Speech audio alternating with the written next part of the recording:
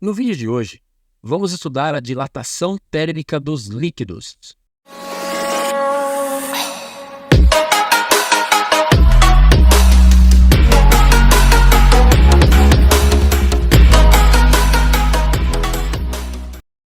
Fala pessoal, tudo beleza? Este é mais um vídeo do canal Etc. Física, eu sou o professor Eduardo Campos e no vídeo de hoje nós vamos falar sobre física térmica. Vamos continuar falando sobre dilatação térmica. Tem um vídeo anterior que fala sobre a dilatação térmica dos sólidos, vou deixar o cardzinho aqui, interessante você assistir. Mas hoje nós vamos falar especificamente sobre a dilatação dos líquidos, que tem uma característica muito peculiar e muito específica dos líquidos, que são fluidos, ok? Vamos começar aqui contando a nossa historinha.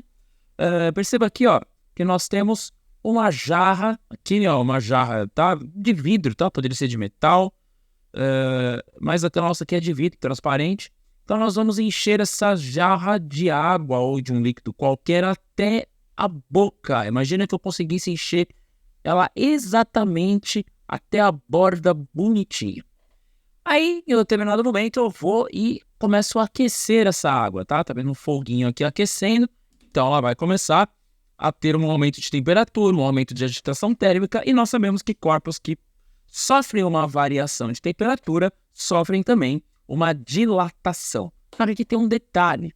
O líquido está contido exatamente no formato do recipiente. Lembre-se que líquidos tomam o formato daquilo que os contém, ok?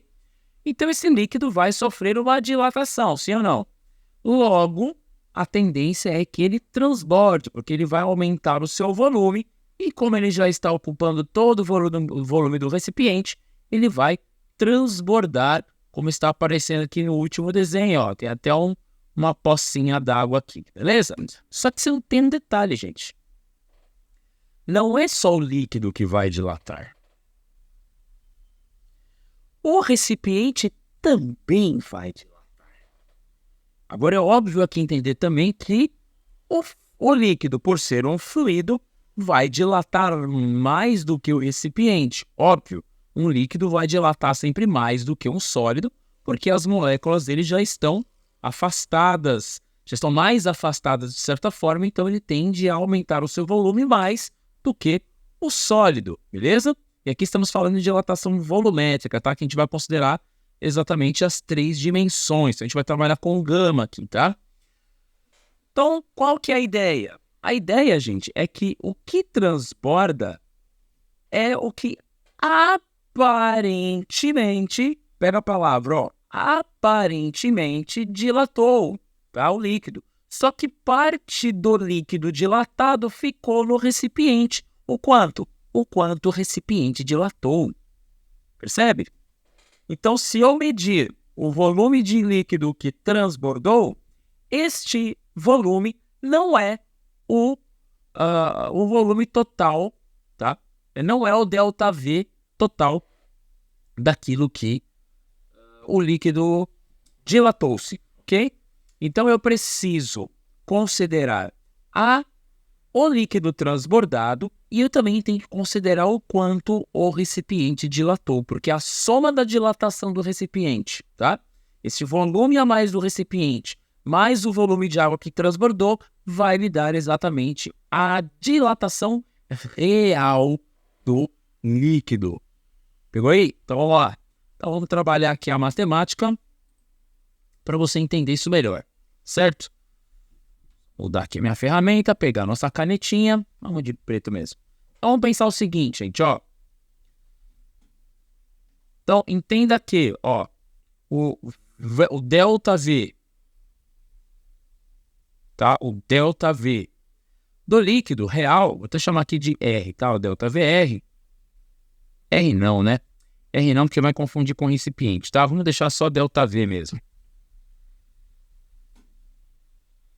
Apagar aqui esse R. Gente, eu trabalho com 2 telas, gente. Às vezes eu fico aqui meio bugado, tá?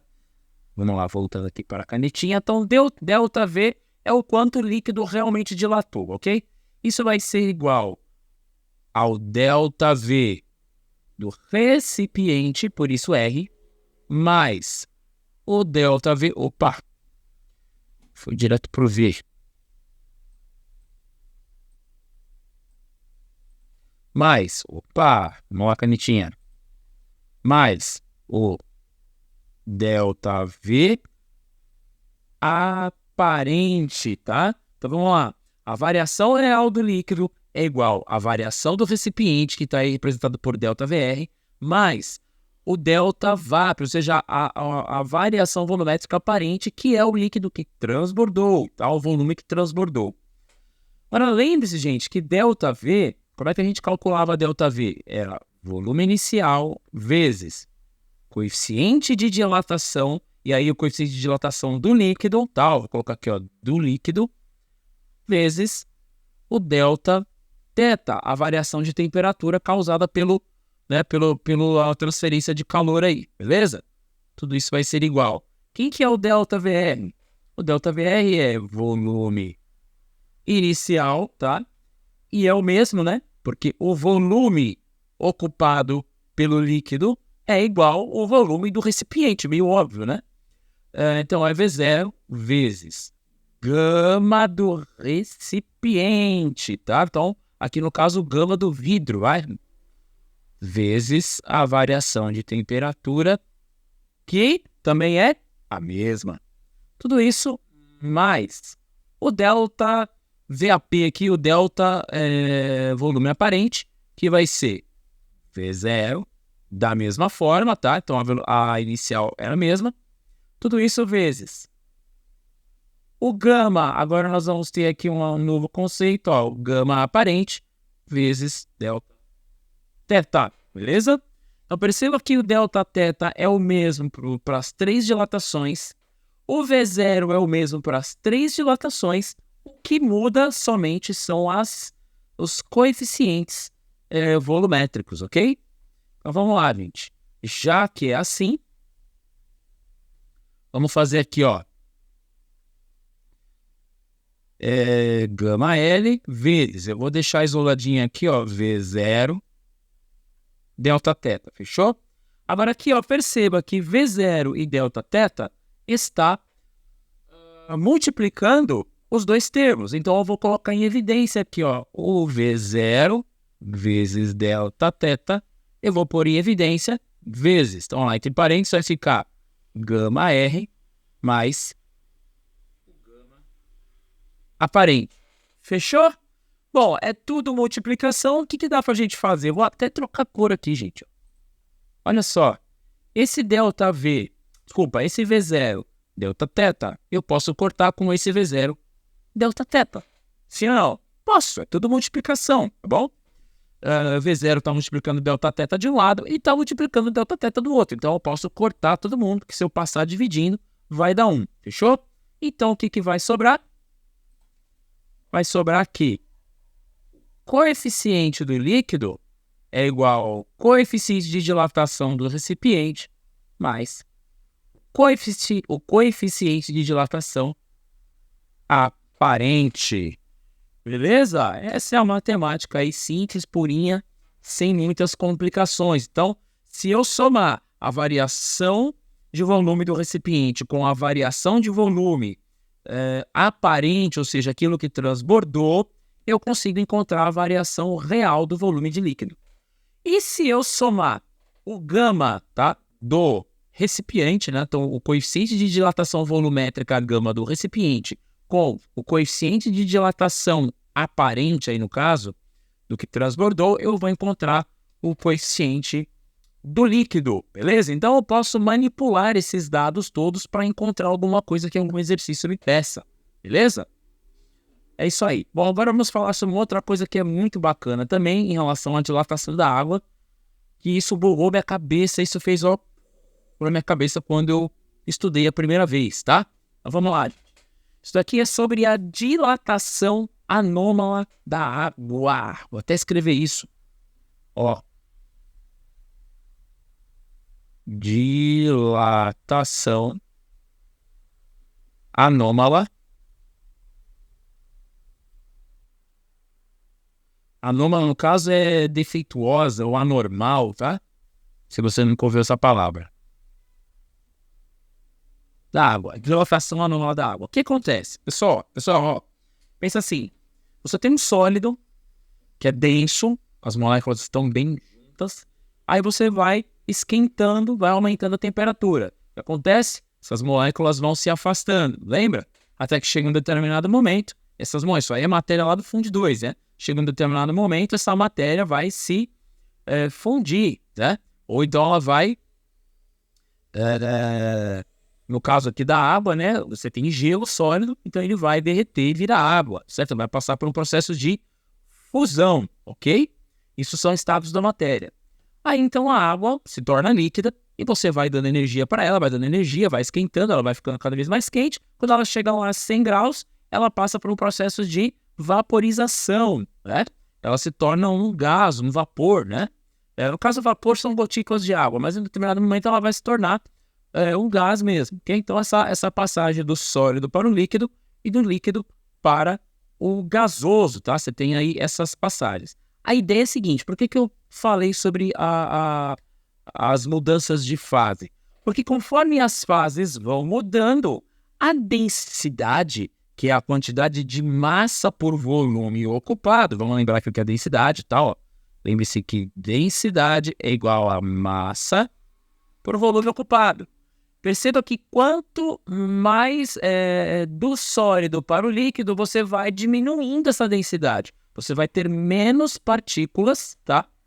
Você vai ter menos massa dentro de um mesmo volume ocupado.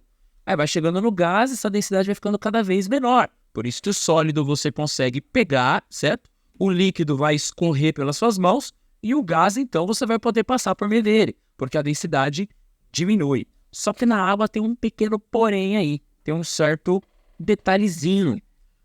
A água, tá? Quando ela passa, perceba aqui, ó, que ela tá gelo, né?